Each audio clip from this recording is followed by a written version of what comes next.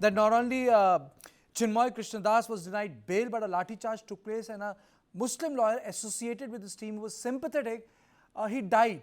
Though there is no clarity whether he was particularly targeted, but he died because police, instead of separating people, lathi charged the peaceful crowd who were there to express their support to Chinmoy Krishnadas. Madam, what I would really like to know from you is why ISKCON is being targeted like this? Well, first of all, I think that the series of events since August 5th have shown the strong views of the Islamist-led, the Jamaat-e-Islami-led government in Bangladesh against the minority community.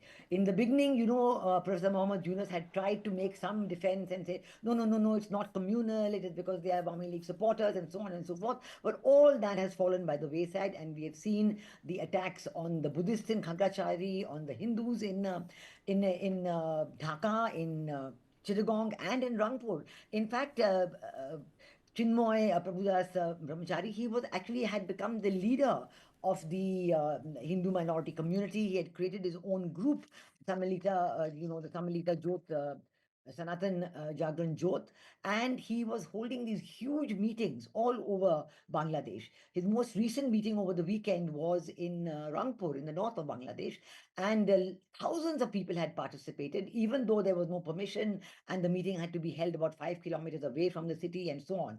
I do not know whether it is because of the immense popularity of Chinmoy Prabhu, or just the the anti-minority nature of the government. But instead of this meeting was attacked, other meetings were attacked, temples were attacked in Chittagong and in Dhaka, and instead of going after the perpetrators of these violent attacks, the perpetrators of the people who were attacking the peaceful meetings, the very, very non-violent meetings, instead of doing that, they have arrested the leader of the movement itself.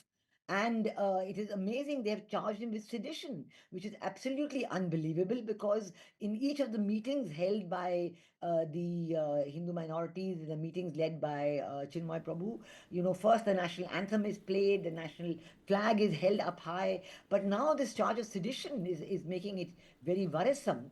And the way in which today in Chittagong, the protesters, the Hindu protesters, including the Muslim lawyer, as you have so correctly mentioned, who had come to the courts, asking for the release of Chinmoy Prabhu, and the lawyer, of course, was fighting for the release of Chinmoy Prabhu. Instead, we find that the lawyer himself has lost his life, and the protesters who had come asking for the release, they were beaten up and thrashed in the most merciless way. You have seen the very, very strong statement made by the Ministry of External Affairs, by the Government of India this evening, and really expressing deep concern, deep anguish and agony at these attacks on the minority community, and asking that action be taken. And I think that the view of the global community must be called on this, and that we must really call the global attention to what is happening in Bangladesh. It is going beyond all limits now.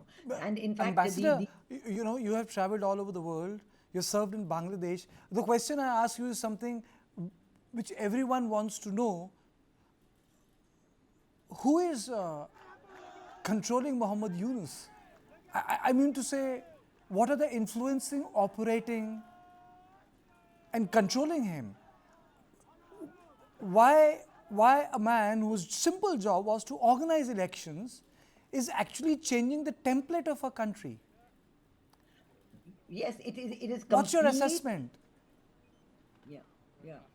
Uh, Absolutely, what you're saying is very worrying, because it is quite right that the job of the interim government, actually the interim government doesn't even exist in the present constitution, and the government the courts are trying at best to bring it back into the constitution. But such as it is, the interim government or the caretaker government, their job is only to organize free and fair elections.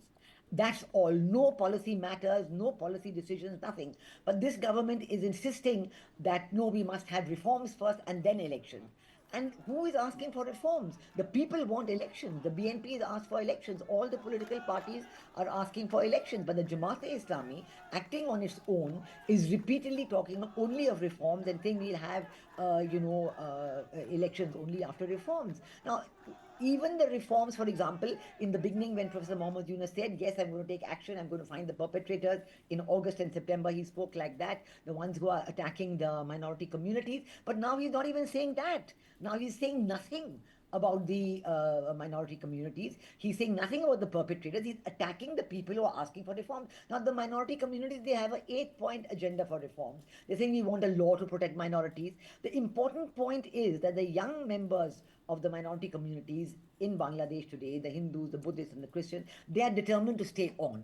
They're determined to fight for their rights. And that is why you're seeing them turning up in such large numbers, whether it is in the meetings, whether it is in the courts, in Chittagong today to seek the release of Chinmoy Prabhu.